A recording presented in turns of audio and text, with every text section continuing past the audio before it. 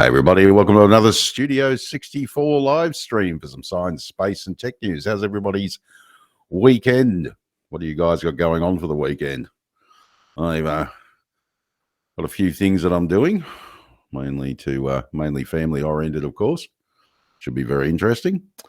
Let's talk about some science, space and tech news, shall we? What do we got here today?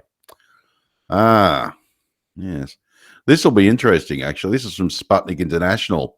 Yes, China's Tianwen-3 mission to bring Mars samples to Earth by around 2028. Interesting. Very interesting indeed.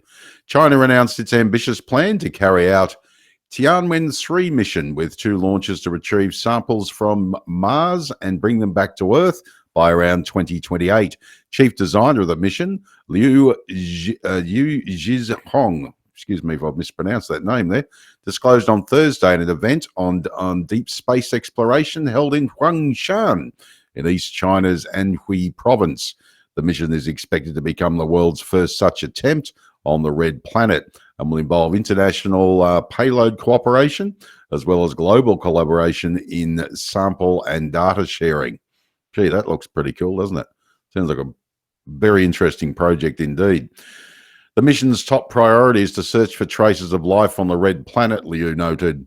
In terms of engineering, the mission will involve critical technologies such as Mars surface sampling, ascents from Mars, Mars orbit rendezvous, and planetary protection.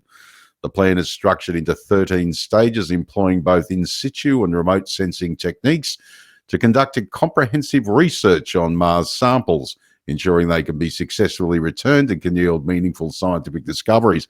That's really interesting, isn't it? It'd be interesting to see what the soil of Mars is actually really, really like. Wow. We've done so with the moon. Let's see what happens with Mars. Yes, I'm not a scientist myself. I just love all science and space and tech news, and I love sharing it with people. But a bit light on the videos this week. I do apologize. I've had a few things on, but next week I'll get back to putting up more regular and varied videos of different scientific disciplines. It should be some good stories coming on videos for next week. In terms of planetary protection, the chief engineers said the mission will adhere to international treaties to ensure Mars and Earth remain uncontaminated and that the integrity of the samples is preserved. For international cooperation on the Tianwen-3 mission, Liu said it will be carried out in 3 areas: payload collaboration, sample and data sharing, and future mission planning. Specifically, China intends to work with scientists from all over the world to analyze Mars and collaborate on defining the mission and tasks of a future Mars research station, and tackle key technological challenges, visioning the joint building of a future Mars at home. Now, as usual, I'll leave the link to the main article below the video so you can pop in, check out the embedded links, go for a bit of a deeper dive there, beyond the main article. Makes for an interesting read. Yes, wouldn't it be good if we had an international effort, not just Uncle Elon and the Chinese? I mean, this is an international effort. But, all the spacefaring countries got together: Mars, the USA, Russia, China, Japan, India. Wouldn't it be fantastic? And Australia can do its part too, because we've got a great aerospace industry here, particularly when it comes to space exploration. Lots of startups in the last few years. Humanity's journey to explore the red planet began 64 years ago with the former Soviet Union's 1960 Mars mission. To date, a total of 7 countries and international organizations have conducted 47 Mars exploration treks, achieving flybys, orbital missions, landing, and surface rovers. However, the challenging task of returning samples from Mars remains unaccomplished. Yeah, but I know that we're going to do it. We'll definitely be doing it, I can quite assure you. And I definitely believe that we can, and will do so very much in the near future. Yes, currently looking at the progress of various countries around the world, China is expected to become the first country to return samples from Mars. Wu Weiren, chief designer of China's lunar exploration project, remarked during this year's China Space Day on April 24. The Tianwen-4 mission, which China is conducting a feasibility study on, will aim for the exploration of Jupiter and its moons, followed by the arrival at Uranus, according to Wu. Very, very interesting. Yes, to bring some soil samples back from the red planet. What's this? Tianwen-1 orbiter has obtained global medium resolution images of Mars after 1344 orbits in 706 days as of 29th of June. That's really cool. As I say, I'm not a scientist. If there are aerospace or astrophotography experts out there, let us know. Yeah, put your 2 cents worth in. It'll be fantastic. Thank you. And say, comment on any other of the daily videos either, because really love to hear from you. That is really cool. China's Tianwen mission. Tianwen 3 mission. Yes, Mars samples back to Earth. Sure, soil samples. Excellent. All right. What else do we have on the docket for today? Oh, this should be entertaining. Entertaining indeed. Yes, the EU court orders Apple to pay Ireland 13 billion euros. The tax saga involving the US tech giant is part of an antitrust crackdown in the bloc. Yes, this is RT.com rushed today. I was having a bit of a snortle, bit of a chortle and a snort over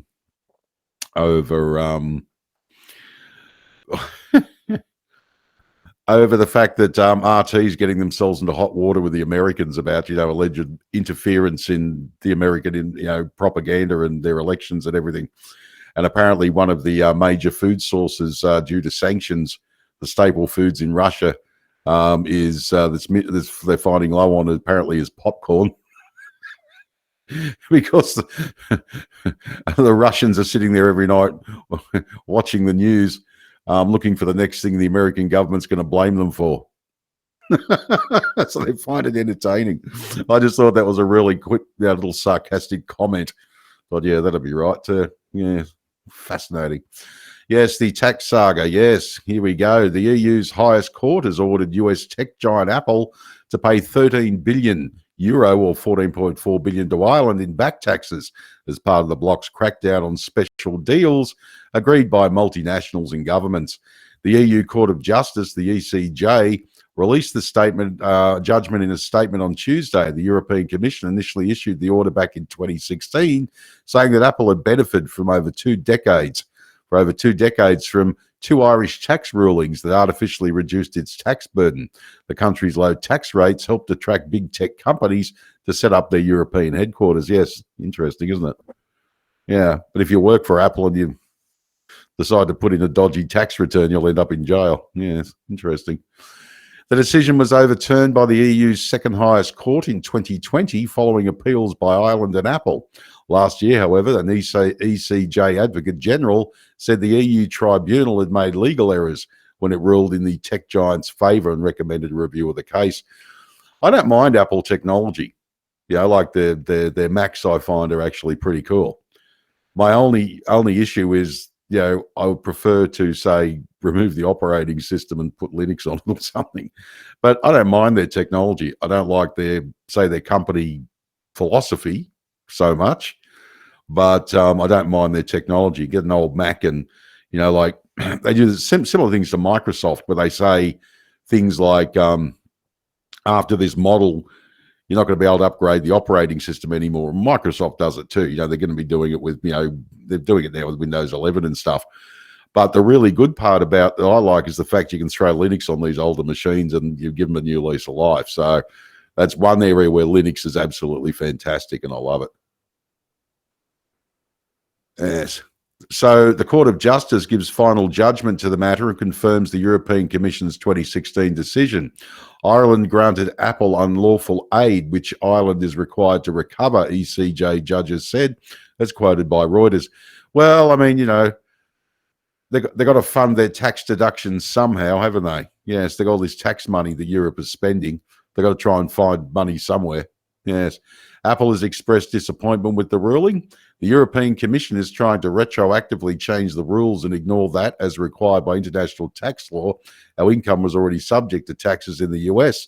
The agency cited the company's statement as saying, well, the EU's got to pay for certain things somehow, haven't they? That shall involve countries that shall not be mentioned that are fighting each other at the moment. The EU has sought to tackle issues posed largely by American tech multinationals, from data protection to taxation and antitrust. Google lost a separate appeal on Tuesday against a 2.4 billion EU fine for favouring its own services. Fascinating. In March, Apple was hit by an antitrust fine of 1.8 billion euro for abusing its dominant position in the music streaming market. Brussels also adopted the EU's Digital Markets Act last year, which forced companies including Apple, Alphabet and Meta to change some of their practices in the bloc. And that's one of the things is too, everyone says, oh, it's really good that Apple's getting its rear end kicked in courts, But the issue is that what it's really about? And is it really going to put Apple out of business? I don't think it is, And will they actually have to pay this 13 billion euro? Or will they have an appeal? And then this will go on and that'll go on and that'll go on. To go for years and they may not even pay it. It just fascinates me. Excuse any noise you can hear in the background there. We've got, for some reason, somebody's decided to start some sort of, very noisy mechanical device. Fascinating. What do we got next on the docket? Let's have a little look here. This will be interesting. This is from SciTech Daily. Very, very interesting, this one. This is 650-foot high mega tsunami in Greenland sends seismic waves worldwide. A 2023 mega tsunami in Greenland caused by a large rock slide. Dear Lord. A large rock slide was analysed globally for its seismic signals, which revealed a week-long oscillating wave in Dixon Fjord, helping researchers study geological instabilities in climate-sensitive areas. An artist's concept, of course. That's a very big wave. Just looking for Patrick Swayze. If you're old, you'll know exactly the reference there. Patrick Swayze on a surfboard. Shut up, you old fart. Yes, I'm on Rumble, I can say that. Right. Here we go. In September 2023, a mega tsunami in Greenland triggered seismic waves worldwide, caused by a landslide in Dixon Fjord. The event generated two seismic signals, a high-energy signal from a landslide and a long-lasting VLP signal from a seiche in the fjord. The findings offer new insights into the risks posed by alleged climate change and landslides in Greenland. In September 2023, a massive tsunami in remote eastern Greenland triggered seismic waves that captured the attention of researchers worldwide. The event created a week-long oscillating wave in Dixon Fjord, according to a new report in the seismic record. The joys of live streaming. I don't know whether you can hear that, but there's somebody out there with a very noisy implement, and I feel like telling them to insert it where photosynthesis does not occur. Anyway, we shall battle on. Angela Carrillo-Ponce of GFZ German Research Center for Geoscience and her colleagues identified two distinct signals in the seismic data from the event. One high-energy signal caused by the massive rock slide that generated the tsunami, and one very long-period VLP signal that lasted over a week.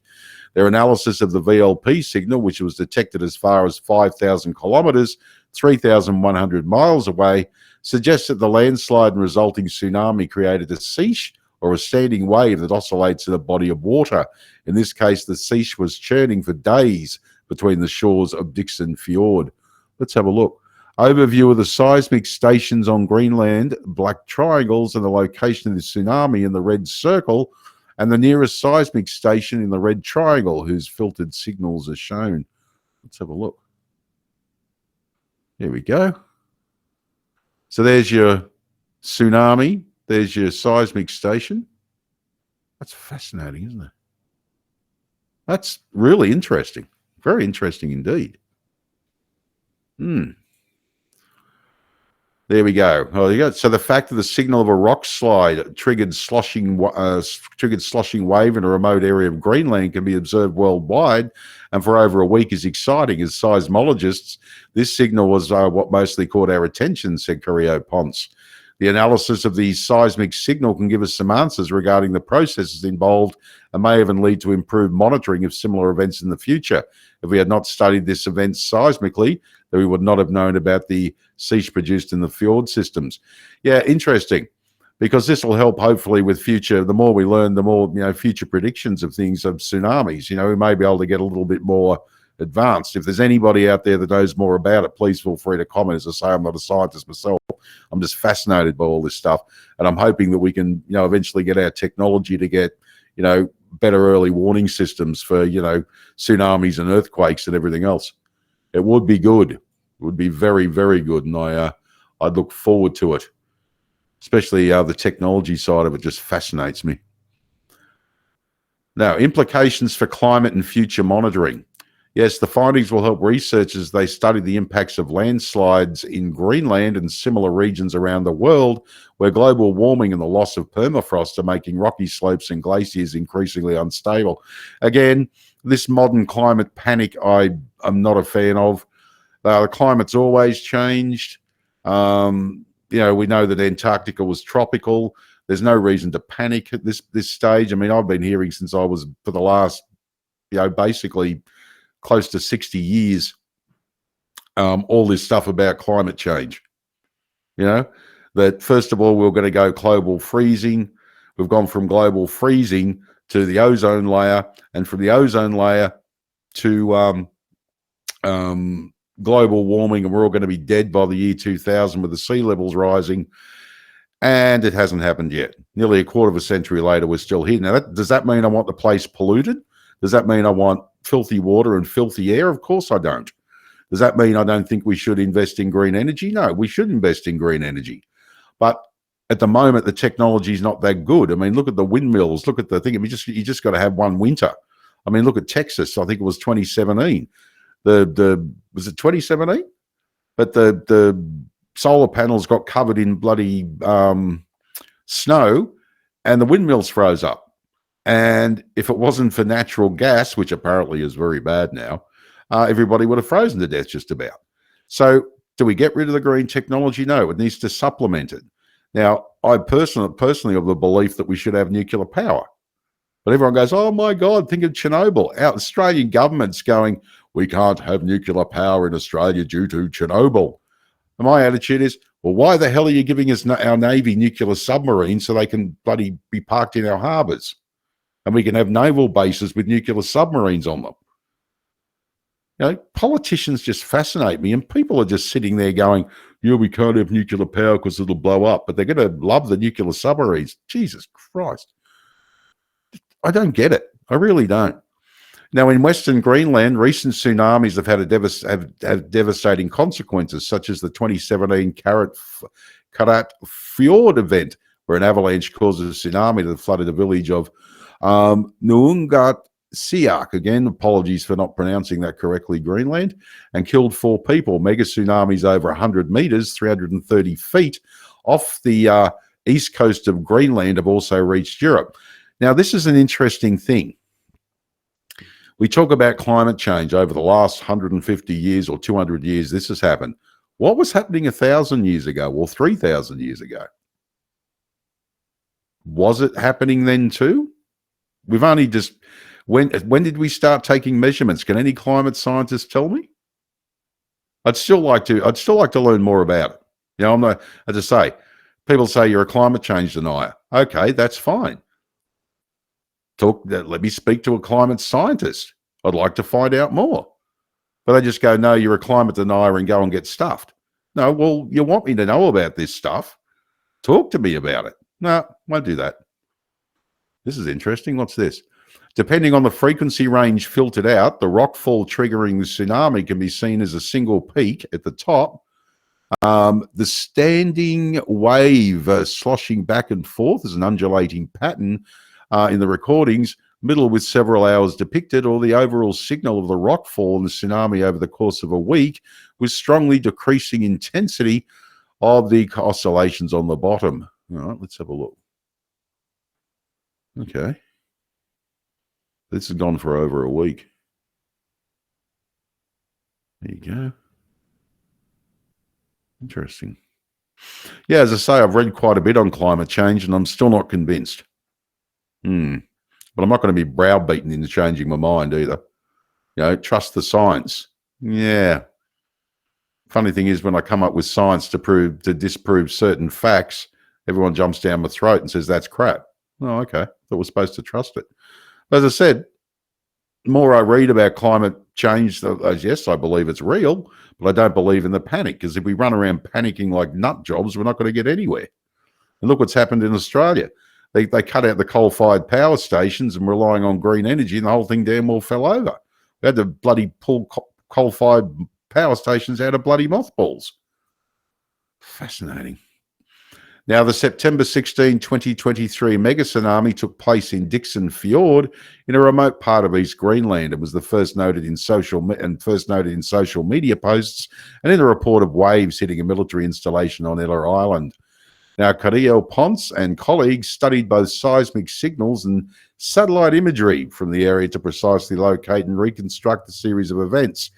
The analysis of initial high-energy seismic signal, combined with satellite images of a missing rock patch along a cliff along Dixon Fjord, allowed them to trace the direction of the landslides that picked up glacier ice and became a mixed rock ice avalanche before it reached the water. The resulting megatsunami run-up was more than 200 meters or 650 feet near the water entry point, an average of 60 meters or 200 feet along a 10-meter or 6-kilometer stretch of the fjord. That's very interesting. Very interesting indeed. I wonder where would the best place be. Obviously not on the coast. I mean, even the Japanese used it for cooling purposes for the Fukushima nuclear power station in 2011. But if it was built in an isolated area, do you think it would work, especially with modern nuclear power? That's something that I'd like to talk to somebody about. Even a robust debate about it would be interesting, you know. Something have a civilized conversation about it would be interesting. Seismic signals and their lasting impact. Now, while we were able to obtain information on the direction and magnitude of the force exerted by the landslide, we do not have data to investigate the original cause of the landslide, Carrillo Ponce said. I wonder if it was deliberate. The strength, radiation pattern, and duration of the latest seismic VLP signals best fit a scenario where the tsunami created a long-lasting seiche in the fjord, the researchers found. The VLP signals have been observed previously in Greenland, but they are usually associated with iceberg collapses due to glacial earthquakes. In our case, we observed a VLP signal too, but the main difference is the long duration, Carrillo Ponce explained. It's quite impressive to see that we could use good quality data from stations located as far as Germany, Alaska, and North America, and that those records were strong enough for at least 1 week. Cool. The researchers say their approach might prove useful in studying similar past events and the possible link to climate and environmental change. Yeah. But when did they start recording, as I say? How can you judge climate change based on only, really just a few decades or even a century? That's planet Earth is millions of years old. I don't get it. I really don't. It's like saying, yes, this person's behavior has changed. I've been observing them for an hour, and that person's 55 years old, and they just got out of prison for violent crimes. I'm sorry, you haven't been measuring their behavior for decades. You've been measuring it, in this case, for an hour. Apply that analogy to the climate. We've been looking at the climate for 100 years, going back with our results. Well, can you tell me what happened 10,000, 20,000, 30,000 years ago? No, we haven't been, observing that long. It's fascinating. We have compared our results with remote sensing data to validate our solutions, and our study shows that the force produced by the signals is well resolved, Carrillo Ponce said. Therefore, it becomes a useful analysis as seismic signals contain information on the type of source generating the signal and how the energy is radiated. Yes, so you can read more. There you go. The mega tsunami that rocked Greenland's east coast. So as I say, I'll leave the links to the main article below the video. Very interesting indeed. You wouldn't want to look out your window and munching away on your breakfast one morning and see that, would you? I need more. I think I need Irish coffee instead of just everyday coffee, I think. That's what I'd be looking for. If you're going to go, you might as well go drunk, I say. All right, what have we got on the docket now? Let's have a little look here. Here we go. This is, excuse me, I've got to adjust myself in the seat. Yes. This will be entertaining. This is an update on from when I was just a wee kitty, just a little child. Here we go. IFL Science, and I believe that stands for I fucking love science, which I can say on Rumble. So to YouTube.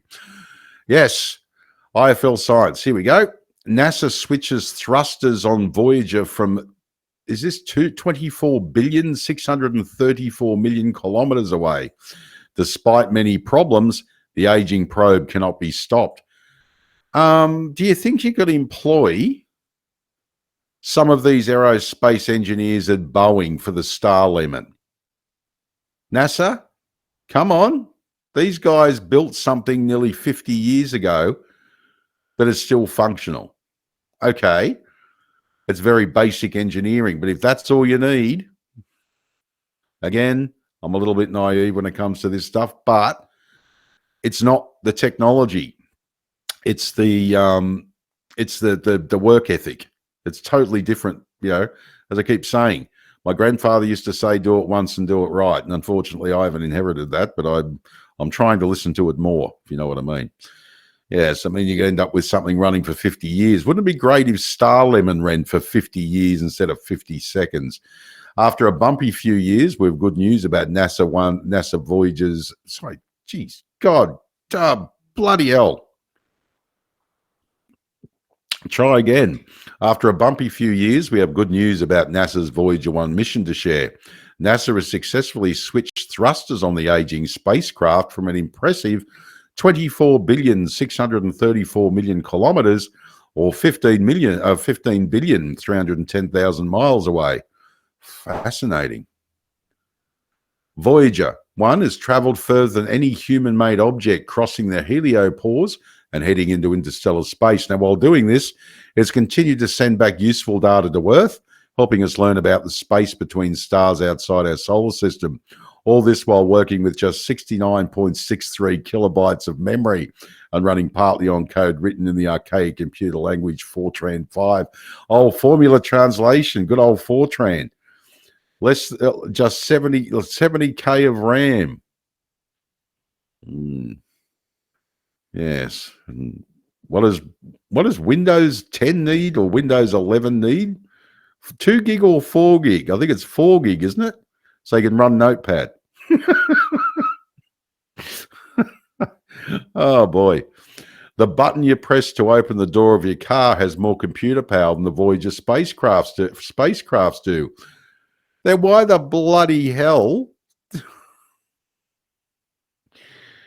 Then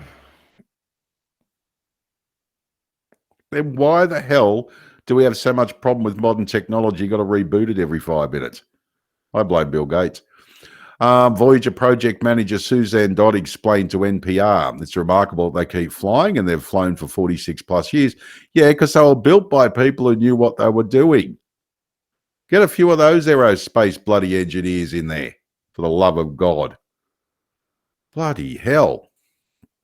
Now, what's this? Let's have a look.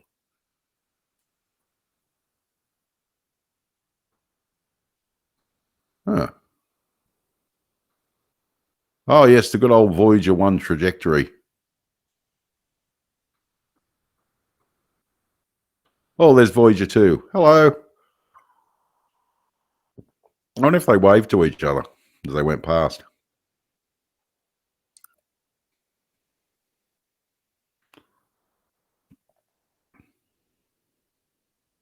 As I said, I grew up with this stuff. I sort of, watching, with anticipation on the television. It was like the Viking landers on Mars, just a child and just sitting there, nerd, the days before even, we had video recorders. And then when the 80s came along in Australia, early 80s, and we finally got video recorders, I used to tape all this stuff.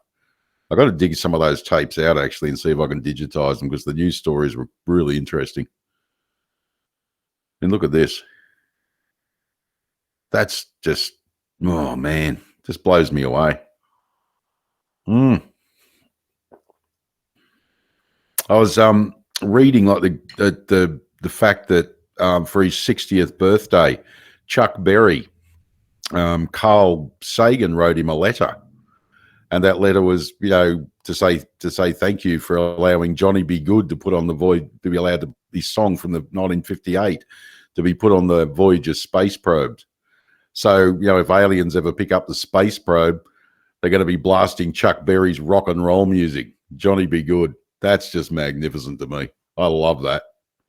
That to me is just incredible. Being an old rock fan too, and an old car fan and all that sort of stuff, and being a mega nerd, sort of, tied it all together. That's why I'm a big fan of Dr. Sir Brian May of the rock band Queen. Not only is he a knight of the British realm, but he's a rock god, Queen, Bohemian Rhapsody, all that sort of stuff. And he's got a PhD in astrophysics. He was part of the 2015 probe to Pluto, which I thought was quite entertaining. Quite like that, actually. New Horizons, that was the name of the probe. Yes, in recent years, the spacecraft has begun to show signs of its age. I know how it feels. For a time, it began sending back repeating patterns of ones and zeros rather than any useful science data. This problem, which turned out to be the result of corrupted memory, has thankfully been fixed with commands sent to the spacecraft. However, Voyager's problems are not over. I'm not surprised. The dear old thing's been working around the clock for nearly 50 years. An issue with the probe's thrusters, which keep the probe pointed at Earth to receive such commands and send back useful data, was found by NASA. After 47 years, a fuel tube inside the thrusters had become clogged with silicon dioxide. And I definitely know how that feels. A byproduct that appears with age from a rubber diaphragm. My personal life is no concern of yours. In the spacecraft's fuel tank, NASA explained in a statement, the clogging reduces how efficiently the thrusters can generate force. Again, still amazing. Without, taking it into the shop and putting it up on a bloody lift, it's still running after nearly, 50 years, half a century. That's incredible. When operational, the liquid hydrazine thruster should release tiny, extremely short puffs of gas in order to adjust the spacecraft and point it towards Earth, needing to do this about 40 times a day. Again, I can relate. Yes. The spacecraft is actually equipped with 3 sets of thrusters, 2 for propulsion and 1 for trajectory correction. In 2002, the first propulsion thruster began to show signs of clogging, and NASA switched to using the other. But this too began to show signs of clogging in 2018. So, that's still pretty good. I mean, you've got, 77 or something like that. That's still, 25 years of use, and then nearly another 20 or 16 years anyway. Out the edges of the solar system and no longer performing any maneuvers, NASA switched the trajectory correction thruster. However, that thruster is now even more clogged than the previous 2, and NASA has spent months planning a switchback to one of the less clogged thrusters. just call up the local, roadside assistance and get them to pop over and give your thrusters a clean. This is a lot more complicated than you'd think, and you're probably already switching thrusters on a spacecraft further than any human-made object has ever traveled is quite complicated to start with. Yes, in order to conserve power while still keeping science instruments running, NASA shut down several instruments as well as several heaters.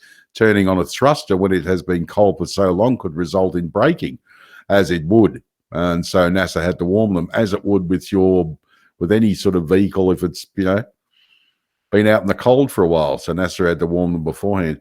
It still amazes me after all these decades that anything works on it. With power in short supply, the plutonium-powered system that powers the craft is running out. The team had to shut down one of the main heaters of the spacecraft in order to turn on the thruster heater. Okay. On August 27, they did this for an hour before firing up the thruster once more. While successful and Voyager continues to be able to point towards the Earth, the mission will come to an end in the coming years as the power supply dwindles further, leaving Voyager 1 floating aimlessly in interstellar space. Well, I still think it's done an absolutely magnificent job. And those aerospace engineers definitely need to be praised for their work. I can tell you that much. Absolutely incredible. What else do we have? As I say, anyone's out there who was a aerospace engineer or an astronomer, please feel free to comment. It'd be wonderful. Thank you. All right, what do we have here? Ah, yes, this will be interesting. This is from New Scientist. Cloud Atlas of Mars reveals an atmosphere unlike our own. Yes, well, interesting. Using images captured by the European Space Agency's Mars Express spacecraft, researchers have created a cloud atlas of Mars to better understand the climate of the red planet. Okay. Elongated dust clouds aren't found on Earth. That's interesting. Any planetary scientists out there, feel free to chip in, because this sounds really interesting. Now, the most complete catalogue of clouds found on Mars has revealed the planet's dazzling array of atmospheric phenomena, including some unlike any seen on Earth. Now, Mars's atmosphere is thin and made up of primarily carbon dioxide. When condensed by cool temperatures and mixed together with dust and water vapor, it can create striking cloud patterns. And again, leave the link to the main article below the video, so you can pop in, check out the embedded links and go for a bit of a deeper dive. That's actually really cool, isn't it? Huh. So elongated clouds, dust clouds. Fascinating. All right. What else have we got? The final one for the day. Here we go. A little bit of marine biology for us. Meet the world's oldest fish, presumed extinct for 60 million years, then rediscovered in a small fishing town. Ah, yes, I think I remember this growing up in high school science, and we spoke about this little beastie here. Yes, oh, go away. Yes, the ancient coelacanth, a lobe-finned fish, is a living fossil in every sense of the term. I know how it feels too. I feel like a combination of coelacanth and Voyager space probe, still running basically 5 decades later, and I got wrinkly skin. It's not quite green yet, but it's getting there. Prior to 1938, if you would ask a zoologist to name some of the oldest fish known to science, you'd probably hear about an oddly named lobefish known as the coelacanth. The name itself sounds ancient. Coelacanths first evolved into existence during the early Devonian period, a little over 400 million years ago. Sounds familiar. What this zoologist would not have told you was that this ancient fish could still be found in the ocean today. In fact, they probably would have chuckled at the idea. Scholars prior to the coelacanth's rediscovery in 1938 presumed that the coelacanth had gone extinct during the late Cretaceous period, 65 to 70 million years ago. Okay. Huh, cool. The coelacanth is an example of a Lazarus taxon, an animal that seemingly disappears from fossil records, only been rediscovered in its same form millions of years later. This can happen for a number of reasons. More often than not, it highlights how sporadic and incomplete the fossil record is, especially when a number of individuals have given taxon its low, in a given taxon is low. Wouldn't that'd be interesting, isn't it? And this one was naturally living, but the way we're working with genetics now, I wouldn't surprise if we could, do a Jurassic Park, but not necessarily with dinosaurs. Obviously, we wouldn't want a T-Rex running around. I did a video on that, actually. It's quite possible that we could do something similar with genetics, and obviously, you've got to be careful ethically, because you don't want to raise an animal that, that you stuff up the genetics on it or anything like that. You wouldn't want it to suffer. But it would be interesting to do. In the case of the seal, except you wouldn't want to sort of raise some sort of zombie bacteria from Antarctica or something frozen in the ice there. In the case of coelacanth, the zoological community was upended in 1938 when a 32-year-old museum employee, Marjorie Courtenay-Latimer, working in the small South African town of East London, was presented with a fish that could not be identified. It was caught by a local fisherman while fishing just outside the mouth of the Chalumna River on the eastern Cape of South Africa. Yes, now, Courtenay-Latimer couldn't identify the fish either, so she had it taxidermied, and that means stuffed, and sought out the opinion of an expert Professor James Leonard Brierley-Smith, a university lecturer and expert in marine life. When Brierley-Smith received Latimer's sketch and notes on the unidentified fish by mail, He responded via telegram with a now famous message. Most important, preserved skeleton and gills, fish described. Interesting. When Briley Smith arrived in East London, he confirmed his hunch. The fish was indeed an ancient coelacanth. It was a discovery that sent shockwaves through the zoological community, earning both Briley Smith and Courtney Latimer international recognition. Interesting. Well, literally. Interestingly, a second specimen wasn't discovered for another 15 years. The second coelacanth was found in 1952 by two fishermen of the Comoro Islands, a small island chain nestled between Madagascar and mainland Africa. Yeah, that's quite fascinating, isn't it? Wonder why they didn't disappear they disappeared for so long. I mean, were they known and the fishermen just sort of caught them and threw them back or ate them and didn't bother reporting them because they just thought they were another fish, or did they virtually die out and then come back again? It's interesting stuff. As I say, I don't know much about it. I just find it fascinating that it'd be 1938 before we found one. Obviously, they've been hanging around a lot longer, but I'm just wondering why we didn't find them. In the 1990s, scientists made another noteworthy discovery, finding a second species of coelacanth in the Indonesian islands. Thus, as it stands today, coelacanths fall into one of two species: the West Indian Ocean coelacanth, Latimeria chalumnae, primarily found near the Comoro Islands off the east coast of Africa, and the Indonesian coelacanth, Latimeria menodoensis. Oh, there we go. Look at that cheeky chappy. West Indian Ocean coelacanth. Yeah.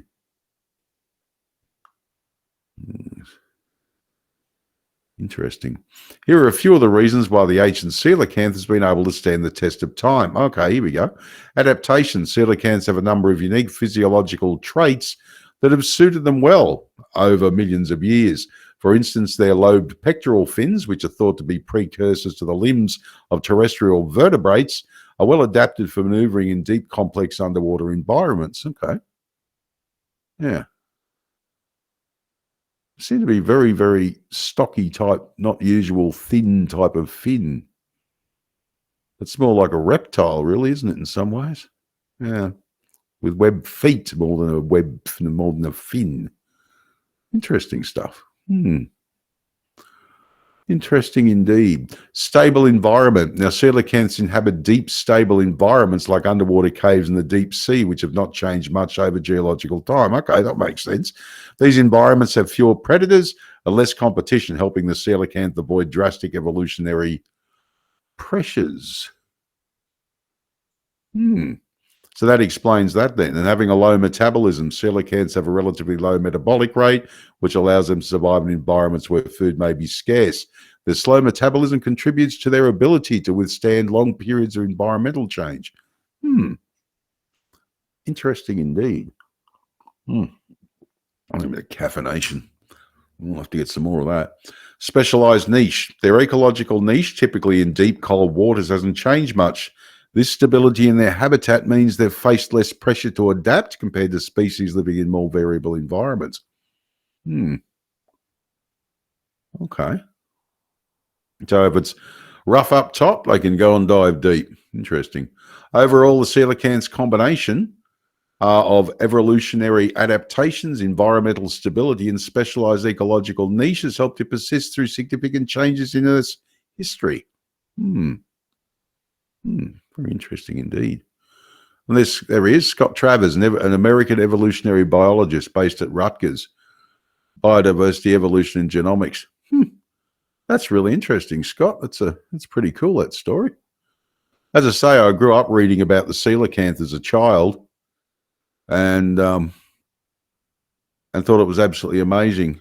And tells us what we don't know about the ocean more than what we do know, I think, which is very, very interesting indeed. Very, very good. Excellent stuff. All right. Well, thanks for joining me for another live stream for Science, Space and Tech News from Studio 64. I'll see you in the next one. I'll catch you also in the regular daily videos. Thanks for joining me, and take care, and I'll see you soon. Bye-bye.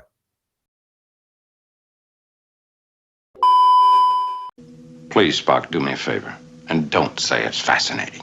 No. But it is interesting. 5, 4,